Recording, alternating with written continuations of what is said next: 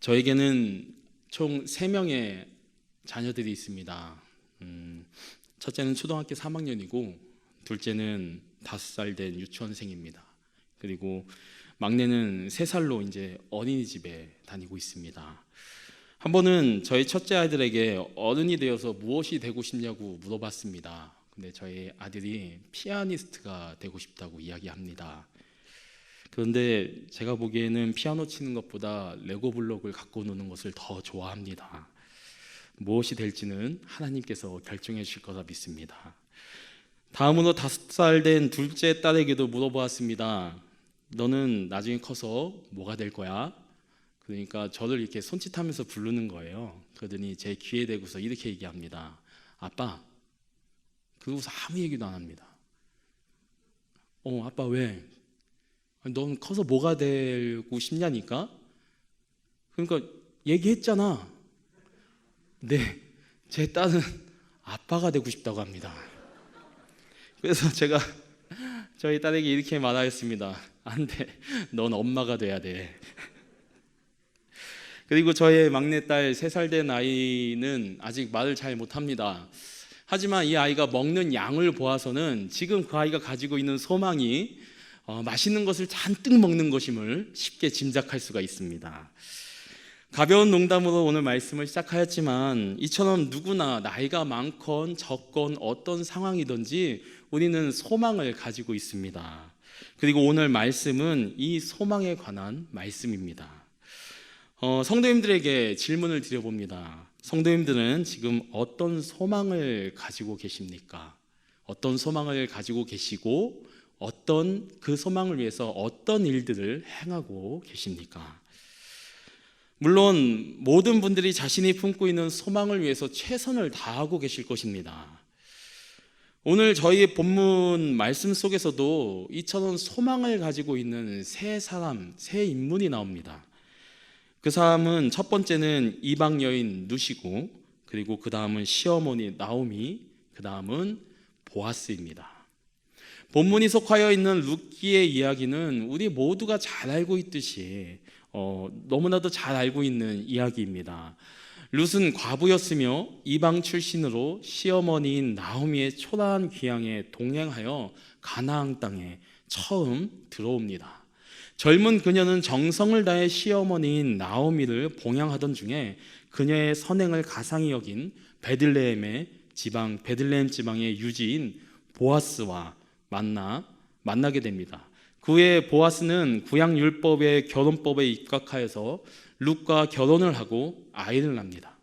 그렇게 나오미의 가문은 큰 은혜를 입었으며 그 은혜는 계속 이어져 보아스와 룻이 이스라엘 역사상 가장 위대한 왕인 다윗의 조상이 됩니다. 나아가 바로 예수 그리스도의 조상까지 되는 놀라운 구속사적인 은혜를 경험하게 됩니다. 그 중에서도 오늘 읽으신 3장은 룻의 보아스에 대한 청혼 사건을 다루고 있습니다. 룻의 드라마틱한 절정에 해당되는 부분입니다. 룻기에서. 오늘 본문이 속하여 있는 룻기 3장이 룻기의 절정인 부분에 속할 수 있는 이유는 룻기 3장에서 등장하는 나오미와 룻 그리고 보아스 이 3명이 바라고 있는 소망들이 고스란히 드러나 있고 그 소망들을 모두 이루는 과정이 드러나 있기 때문입니다. 우선 시어머니인 룻이 이루고자 하는 소원은 3장 1절에 잘 나와 있습니다. 오늘 본문 3장 1절입니다. 룻의 시어머니 나오미가 그에게 이르되 내 딸아 내가 너를 위하여 안식할 곳을 구하여 너를 복되게 하여야 하지 않겠느냐. 시어머니 나오미가 원하고 바라는 것은 자신과 함께 동고동락하고 있는 며느리 룻이 더 이상 고생하지 않고 복을 받는 삶을 사는 것이었습니다. 그렇다면 며느리 룻이 바라는 소망은 무엇이었을까요? 룻의 소망은 3장 5절에 나와 있습니다. 3장 5절, 룻기 3장 5절입니다. 룻이 시어머니에게 이르되 어머니의 말씀대로 내가 다 행하리이다 하니라.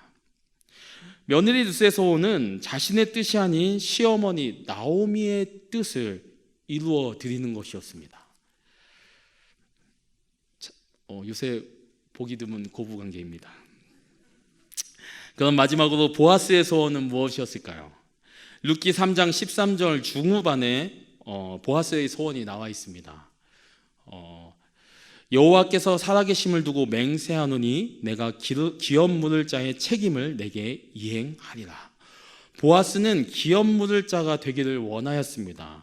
자세한 설명은 오늘 말씀 가운데 나오겠지만 우선 기업 묻을 자라 함은 룻과 결혼할 수 있는 자격을 이야기합니다. 즉 보아스는 룻과 결혼할 자격을 얻어 그녀를 아내로 삼고자 하는 소망이 있었습니다. 이처럼 오늘 나오는 중요 인물들인 나오미와 룻 그리고 보아스는 각기 이루고자 하는 소망들이 있었습니다. 그 소망들은 상황과 환경에 따라 그 의도와 목적 그리고 바라는 모습들은 달랐지만 분명한 것은 이들에게 공통점이 있었다는 것입니다. 룻기를 전체를 읽어보면 아시겠지만 이들 모두는 하나님을 믿는 사람들이었습니다. 그리고 그 마지막에 자신들이 바라는 모든 소망을 이룬 사람들입니다. 그래서 이러한 배경을 가지고 오늘 말씀을 묵상하면서 개인적으로 드는 생각은 룻과 보아스 그리고 나오미와 같이 동일하게 하나님이 누구인지 알고 있고 믿고 있는 지금의 그리스도인들도 각자의 삶의 환경과 상황은 다르지만 마음에 품고 있는 소망하는 것들이 있다면 지금의 때에도 하나님께서 우리의 삶 속에 품고 있는 소망을 이루어주지 않으실까라는 생각이었습니다. 그래서 오늘은 이러한 영적인 배경을 가지고 나오미와 룻 그리고 보아스라는 각각의 인물들을 바라보면서 우리 안에 하나님이 주시는 꿈과 비전 그리고 소원 그리고 그 소망들이 즉 하나님이 허락하신 소망들이 이루어지는 것들을 경험하기 위해서 우리가 성도로서 가지고 있어야 하는 모습 그리스도인으로서 가지고 있어야 하는 모습이 무엇인지 말씀을 묵상하며 개인적으로 주셨던 은혜들을 성도님들과 함께 나누고자 합니다. 첫째로는 나오미의 모습을 통해서 알 수 있습니다.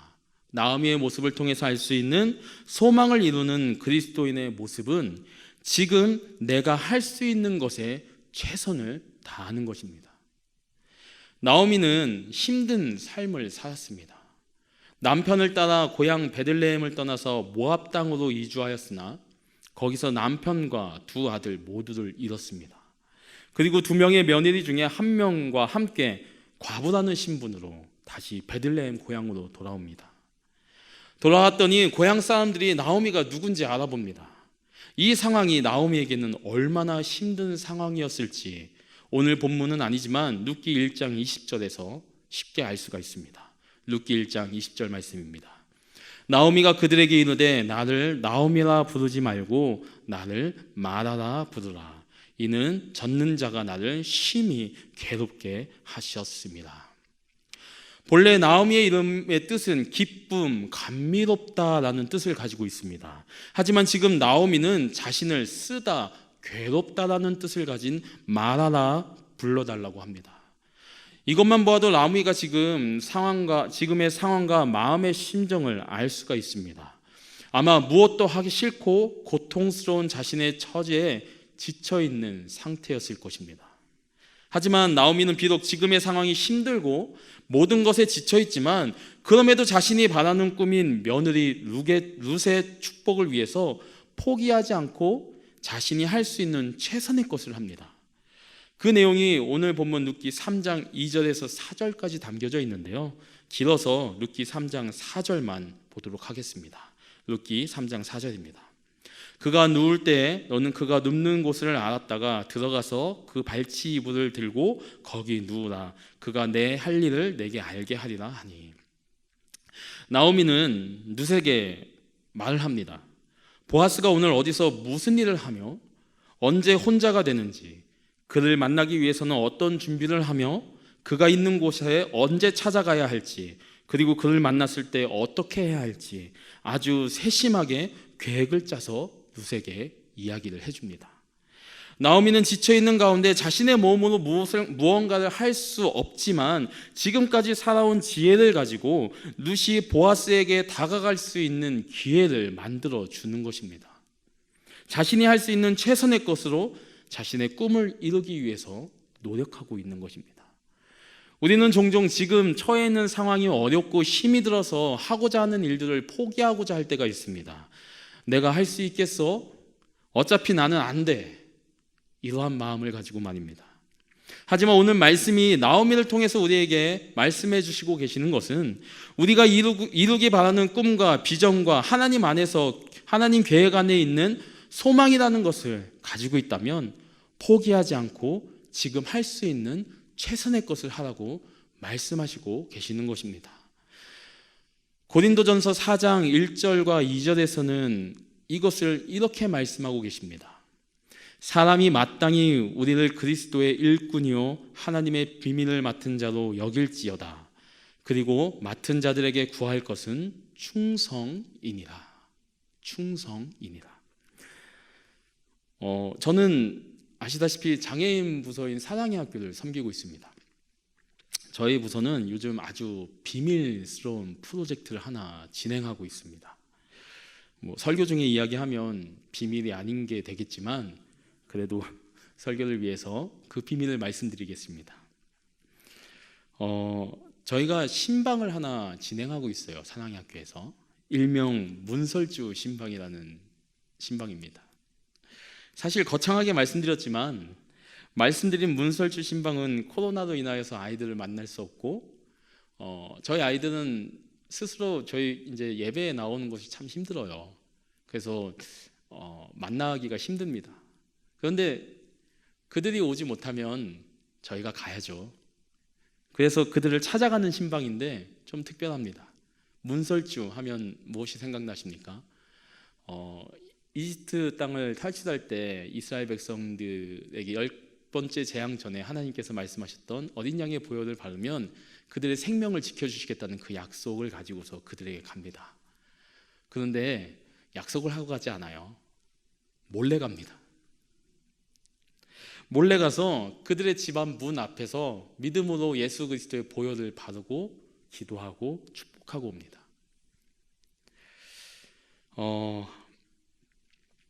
그들을 보호해달라고, 그들을 구원해달라고, 그 가정을 구원해달라고 간절하게 기도하고 옵니다. 저희 사랑의 학교 부모님들 절반가량이 아직 예수님을 믿지 않으세요. 하지만 그 옛날 문설주 안에 거했던 이스라엘 백성들, 그 신분과 그들의 나이와 상관없이 그 안에 거하면 모두가 하나님께 보호받았던 것처럼 구원받을 수 있을 거라는 믿음을 가지고 저희는 신방을 진행합니다. 그런데 말처럼 쉽지 않습니다. 약속을 잡지 않고 가는 신방이기에 몰래 가야 합니다. 주택인 경우에는 대로변에 서서 그 문을 바라보고 기도를 합니다. 하지만 아파트인 경우에는 모두 아시겠지만 안전을 위해서 단지 입구에 차단바가 있습니다. 자동차가 단지 내에 들어가지 못하면 인근 어딘가에 주차를 하고 가야 합니다. 그런데 아파트 앞에서도 또 장애물을 만납니다. 요즘은 다 유리 그 입구 차단막이 다 있더라고요. 그래서 그 문이 열릴 때까지 기다려야 돼요.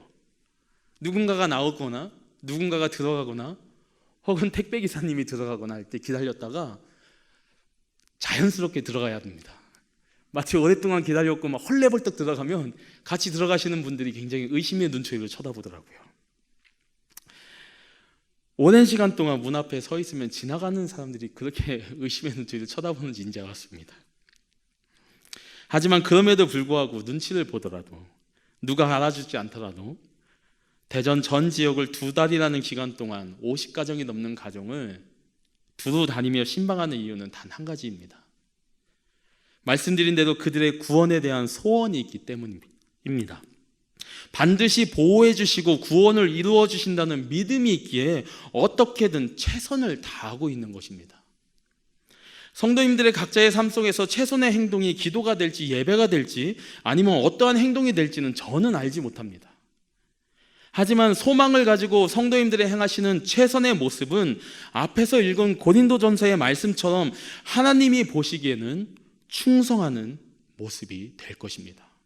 그리고 그 소망을 주신 하나님은 그 최선을 다하는 충성의 모습을 통해서 자신이 성도님들에게 주신 그 소망을 이루어 주실 것입니다. 이것을 믿으시고 지금 꿈과 소원이 있으시다면, 소망이 있으시다면 어떤 환경에서라도 주어진 환경에서 그 꿈과 소망을 위해서 할 수 있는 것에 대한 최선을 다하십시오. 그렇게 하나님을 경험하시고 하나님이 이루어주시는 그 소망을 경험하시는 저와 늘사랑의 모든 성도님들 되시기를 간절히 소원합니다. 그렇다면 두 번째로 며느리 룻을 통해서 알 수 있는 소망을 이루는 그리스도인의 모습은 바로 하나님의 말씀에 철저히 순종하는 모습으로 살아가는 것입니다. 룻은 나오미의 명령을 듣고 순종합니다. 룻기 3장 6절 말씀입니다. 함께 읽도록 하겠습니다. 룻기 3장 6절입니다. 시작. 그가 타작마당으로 내려가서 시어머니의 명령대로 다 하니라. 룻은 말씀에 나와 있듯이 시어머니 나오미의 말에 모든 일에 순종합니다. 하지만 룻의 이러한 순종은 결코 쉬운 것은 아니었습니다. 왜냐하면 룻은 다른 나라 사람이었습니다. 그녀는 유대인들의 공동체 사회를 유지하기 위한 문화인 고엘 제도라고 이야기하는 기업 무르기, 남편이 죽으면 그 친족과 결혼해야 하는 이스라엘만의 독특한 풍습을 이해하지 못했을 수도 있습니다. 더군다나 다른 나라 사람들을 받아들이지 못하는 민족성을 가진 이스라엘 사회에서 이방 여인으로 나오미의 지시에 모든 것을 순종하는 것은 결코 쉽지 않았을 것입니다. 하지만 그럼에도 불구하고 룻은 나오미의 명령에 다 순종합니다. 이렇게 룻이 시어머니 나오미의 명령에 다 순종할 수 있었던 이유는 룻이 이방 여인임에도 하나님을 자신의 주인으로 삼았기 때문입니다. 오늘 본문은 아닌데요, 룻기 1장 16절 말씀입니다. 룻이 이르되 내가 어머니를 떠나서 어머니를 따르지 말고 돌아가라 강권하지 마옵소서. 어머니께서 가시는 곳에 나도 가고 어머니께서 머무시는 곳에서 나도 머물겠나이다. 어머니의 백성이 나의 백성이 되고 어머니의 하나님이 나의 하나님이 되시리니. 어머님의 하나님이 나의 하나님이 되시리니. 하나님을 나의 주인으로 삼았던 것입니다. 하나님을 마음에 모시었기에 자신의 주인 되신 하나님께서 정해 주신 시어머니 나오미의 명령에 순종할 수 있었던 것입니다. 자신이 평생 살아왔던 나라의 문화와 다르고 자신의 생각과 달랐지만 룻은 시어머니 나오미를 통해서 하나님의 말씀에 순종하였던 것입니다. 하나님의 말씀에 순종하는 사람의 소원은 하나님이 이루어 주십니다. 그 이유가 빌립보서 2장 13절에 나와 있더라고요. 빌립보서 2장 13절입니다. 너희 안에 행하시는 이는 하나님이시니 자기의 기쁘신 뜻을 위하여 너희에게 소원을 두고 행하게 하시나니. 말씀은 분명히 말씀하십니다. 우리 안에 품고 있는 선한 소망이 우리가 바라는 것 이전에 바로 하나님의 뜻을 이루기 위한 계획 안에서 우리에게 주시는 것이라고 말입니다. 그러하게 우리에게 주신 소망을 이루매 우리의 생각과 이익이 기준이 됨이 아닌 온전히 하나님이 기준이 되어야 순종할 수 있다는 것입니다. 저희 부끄러운 이야기를 한 가지만 더 하겠습니다.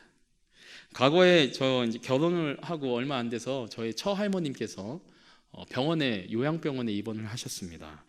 병문안차 방문하였던 기억이 있는데 저희 처할머니를 뵙고 제가 이제 할머님의 머리에 이제 손을 얹고 기도를 하는데 누군가가 제 뒤에서 제 옷을 이렇게 잡아당기는 거예요. 그게 느껴지는 겁니다. 이렇게. 그리고 뒤를 이렇게 쳐다봤는데 고개만 돌려서 이렇게 뒤를 봤는데 웬 호흡기를 낀 할아버님께서 어떻게 제 옷깃을 잡아당기셨는지는 모르겠어요. 뭐 이렇게 손잡이에 걸렸는지 모르겠는데 아무튼 할아버님께서 이 호흡기를 끼고 누워 계시는 거예요. 그런데 그냥 이렇게 보고 돌아섰으면 됐는데 갑자기 그 순간 왜인지 모르게 제 마음속에 생각나는 말씀 구절이 하나 있었습니다. 모두가 아시겠지만 로마서 1장 1절 말씀입니다. 예수 그리스도의 종 바울은 사도로 부르심을 받아 하나님의 복음을 위하여 택정함을 받았나니. 왜 거기서 그 말씀이 생각나는지 모르겠습니다. 그 당시 소명이라는 부르심과 주제로 많은 기도를 하고 있을 때였습니다. 오해는 하지 마십시오. 제가 바울과 같은 존재라는 것이 아닙니다. 그저 말씀 중에 하나님의 복음을 위하여라는 이 문구가 제 마음 깊숙이 와닿았습니다. 그래서 짧은 순간 복음을 전해야겠다는 생각에 할아버님 쪽으로 몸을 완전히 돌렸습니다. 근데 그 돌리는 순간에 제 눈에 들어오는 것들이 있었습니다. 다른 환자들을 돌보는 간호사, 그리고 의사 선생님들, 그리고 수많은 보호자들, 순간 저의 머릿속에 만약 이분에게 복음을 전할 때 저들이 나를 좋지 않은 시선으로 바라보면 어떡하지? 라는 생각이 들었습니다. 혹은 이분에게 복음을 전하고 있는데 진짜 이분의 보호자가 오셔갖고 뭐 하는 짓이에요? 라고 이야기하면 어떡하지? 이미 이루어지지 않은 것에 대한 걱정과 근심이 제 마음 가운데 쌓였습니다. 어찌 보면 별거 아닌 상황들이 저의 머릿속에서 복음을 전하지 못하는 수많은 장애물이 되어서 방해가 되었습니다. 방해를 하였습니다. 그럼에도 불구하고 제가 과연 어떻게 했을까요?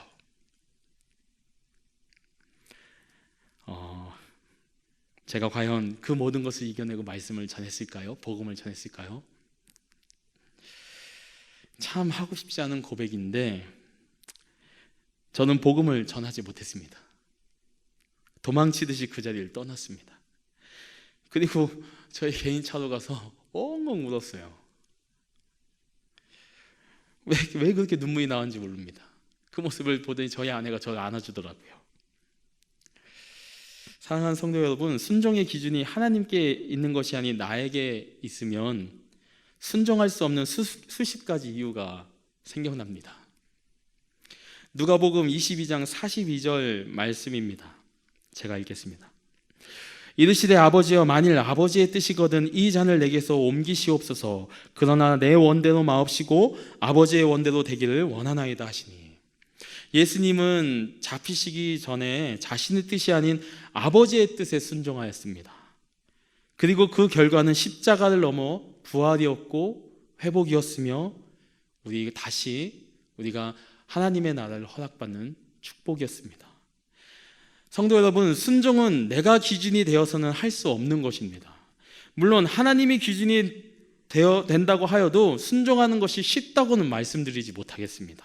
하지만 그럼에도 불구하고 분명한 것은 하나님이 기준이 된 순종의 모습은 지금 당장은 십자가에 달릴 것 같은 비참한 모습일지라도 그 끝은 부활이고 생명이고 구원이라는 것입니다. 앞에서 말씀드렸듯이 설교를 하고 있는 저도 하나님이 기준이 되시는 순종을 하는 것은 매우 어려운 일입니다. 그래서 제가 말씀드리는 이유는 함께 하자는 것입니다. 지금 당장 행동해야 하는 하나님의 말씀의 순종을 이해할 수 없고 손해보는 것 같이 느껴진다 하여도 우리가 가진 인간적인 기준이 아닌 하나님의 기준으로 끝까지 함께 순종하기를 노력하자고 말씀드리는 것입니다. 그렇게 우리 공동체가 함께 우리가 기준이 아닌 하나님이 기준이 되어서 순종한다면 하나님은 선한 열매로 본인의 계획 안에서 우리에게 주신 그 개인의 소망을 넘어 우리 공동체에게 주신 소망까지 이루어 주실 것입니다. 이것을 믿으시고 내가 아닌 하나님을 기준 삼아 순종하심으로 주님의 계획 안에서 소망을 이루시는 저와 늘사랑의 모든 성도님들 되시기를 간절히 소원합니다. 마지막으로 보아스의 모습을 통해서 소망을 이루는 그리스도의 모습을 보는데 그것은 하나님이 세우신 공의와 질서를 따라 사는 것입니다. 남편이 죽으면 아내는 그 친족과 결혼을 해야 한다는 앞에서 이야기한 기업 무르기 혹은 고엘 제도라고 불리는 이 제도는 결혼에만 적용되는 제도가 아니었습니다. 이 제도는 공동체 사회를 운영하기 위해 친족들 사이에서 지켜야 할 권리와 의무에 관한 제도로서 재산, 토지, 심지어는 채무에 대한 내용까지 담고 있습니다. 그러하기에 그냥 주먹구구식의 제도가 아닌 체계가 있고 정돈되어 있는 제도였습니다. 룻기 3장 12절입니다. 참으로 나는 기업을 물을 자이나 기업 물을 자로서 나보다 더 가까운 사람이 있으니 보아스도 물론 기업을 물을 자였지만 자신보다 먼저 기업을 물을 자격이 있는 친인척이 있다는 것을 알고 있었습니다. 그래서 그 사람의 의견을 먼저 물어본 후 1차적으로 기업을 물을 자격이 있는 그 사람이 거절하면 비로소 룻과 결혼하겠다고 말하고 있는 것입니다. 사실 보아스는 룻이 어떤 여인인지 알고 있었습니다. 룻기 3장 11절 후반절을 보면 내가 현숙한 여자인 줄을 나의 성읍 백성이 다 아느니라 라고 말씀하고 계십니다. 보아스는 룻이 이방 여인이며 과부라는 것을 알고 있었고 또한 그녀가 현숙한 여인이라는 것도 알고 있었습니다. 이때 이야기하는 현숙하다는 원어적인 뜻은 강하고 용감하다는 뜻으로 믿음이 확고하고 도덕적으로 덕이 있으며 심지가 굳고 능력이나 재능이 탁월하다는 것을 의미합니다. 잠언서에서는 이 현숙함을 여인이 가지고 있어야 하는 최고의 미덕으로 말씀하고 계십니다. 보아스는 룻이 1등 신분감이라는 것을 알고 있었습니다. 아마 보아스는 높은 간직에 부유한 유주였기 때문에 마음만 먹으면 제도를 무시하고 룻을 취할 수 있었을 것입니다. 하지만 보아스는 룻을 취하지 않습니다. 하나님께서 주신 소망이 있다면 우리 믿는 사람들은 보아스와 같이 하나님의 공의와 질서에 따르며 그것들을 이루어짐을 보아야 할 것입니다. 고린도전서 14장 33절입니다. 하나님은 무질서의 하나님이 아니요 오직 화평의 하나님이시니라. 우리가 품은 소망의 것들이 선한 것에서 시작되었더라도 교회 내에서 또는 세상 가운데 하나님이 세워놓으신 공의와 질서를 무너뜨리면서까지 그것들을 이루려 한다면 그것이 우리의 관점에서 좋을지 몰라도 하나님의 관점에서는 무질서의 모습으로 보일지 모릅니다. 바라기는 우리 성도님들에게 꿈과 비전, 소망, 하나님께서 주신 소망이 있다면 하나님의 질서에 순응하고 순리에 따르시길 부탁드립니다. 지금 당장 능력이 있다고 하여서 그것이 하나님의 공의에 반한다고 생각되신다면 결단하셔갖고 하나님의 순리에 따르셔야 할 것입니다. 그러하실 때 보아스와 룻에게 가문을 이을 아들을 주심으로 축복하셨던 것처럼 하나님의 공의와 질서를 우선시하는 우리 성도님들의 삶 가운데도 지금 바라는 소원들보다 더 큰 축복을 더해 주실 것입니다.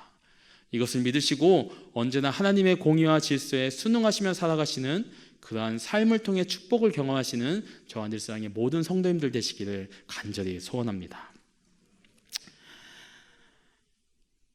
세상의 소망은 단순히 기대나 갈망을 이야기하지만 우리 그리스도인들이 말하는 소망은 다릅니다. 로마서 15장 13절 말씀입니다. 소망의 하나님이 모든 기쁨과 평강을 믿음 안에서 너희에게 충만하게 하사 성령의 능력으로 소망이 넘치게 하시기를 원하노라. 그리스도인들의 소망은 하나님을 믿는 믿음 안에서 신뢰를 가지고 성령의 도우심을 의지하는 것입니다. 예수님도 그러하심으로 소망을 이루셨습니다. 십자가에 달리시지 않으셔도 되는 분이지만 하나님이 주신 소망을 가지고 최선을 다해 십자가를 지셨습니다. 아버지의 도움을 의지함으로 순종하신 것입니다.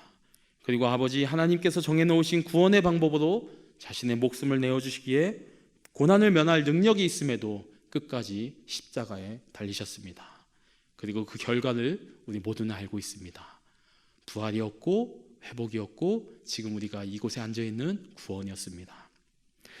그 예수님을 왕으로 모신 우리는 예수님처럼 그런 완벽한 모습은 아닐지라도 오늘 말씀 속에 나온 나오미처럼, 룻처럼, 보아스처럼 주신 소망을 이루며 최선을 다하고 노력하고 하나님의 순리에 따르며 살아가야 할 것입니다. 이것을 믿으시고 그리스도인으로서 소망을 이루시는 저와 늘사랑의 모든 성도님들 되시기를 간절히 소원합니다.